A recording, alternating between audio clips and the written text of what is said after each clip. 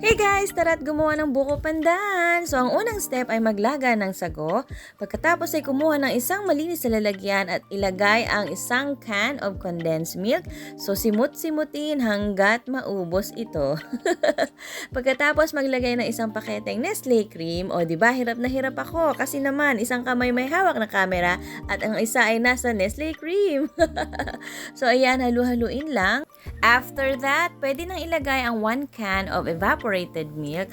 So, ayan, sobrang linamnam niyan. Pagkatapos, yung ating nilutong sago ay pwede na rin nating ilagay. Halu-haluin hanggang sa mag-mix ang mga liquids natin.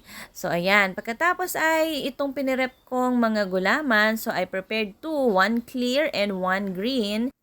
And baka nagtataka kayo kung bakit dalawang kulay pa ng gulaman yung ni-prepare ko. Kasi naman, naisip ko, napakamahal ng buko. So dito like 30 pesos per piece. So naisip ko, why not ito na lang clear gulaman yung gawin ko, pampadagdag. So para rin naman siyang strands ng buko, tingnan ninyo. Ang gawin nyo lang, kayurin nyo siya ng the way na nagkakayod kayo ng melon. So tingnan nyo yung close-up look niya. O, di ba? Pwede na. Tapos ito namang sa green na gulaman, ibang texture naman yung gagawin ko dito. So, gagawin ko tong cubes para pamparami at maiba naman siya, 'di ba? Pag nangangata tayo. So, ayan lang. And tuloy-tuloy lang ako dyan ng paghiwa hanggang sa maubos ko yung nasa lalagyan. At pagkatapos nun, ready na yan to prepare sa mga liquids na nauna nating halu-haluin.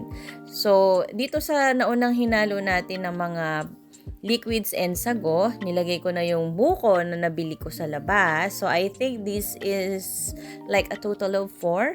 And pagkatapos ng buko, nilagay ko na yung nakayod nating clear gulaman. O, di ba?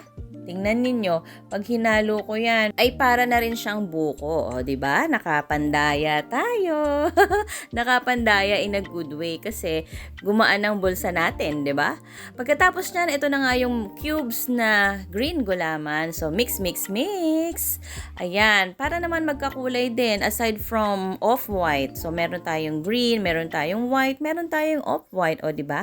After ninyong mahalo at tubuan kayo ng kulani sa kilikili ay i-prepare na at ilagay sa chiller. Ready na ang ating buko pandan!